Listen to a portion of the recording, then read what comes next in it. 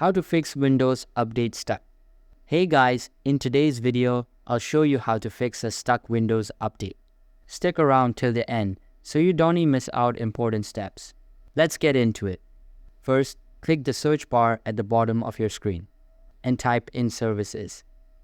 Open it up, and once you're in, press the W key on your keyboard to quickly scroll down to the Windows Update service. Double-click on it. Now make sure the startup type is set to Automatic. If it's not running, press the Start button. Then click Apply and OK. Once that's done, go back to the search bar again and type Troubleshoot Settings. Open that, scroll down and tap on Other Troubleshooters.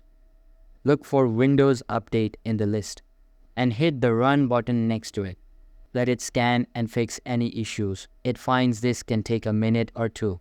After that's finished, it's time to restart your computer. Press the Start button, then the power icon in the bottom right corner, and hit Restart. That's it. Your Windows Update should now be working properly. If this helped, be sure to like the video and subscribe for more tips. See you next time.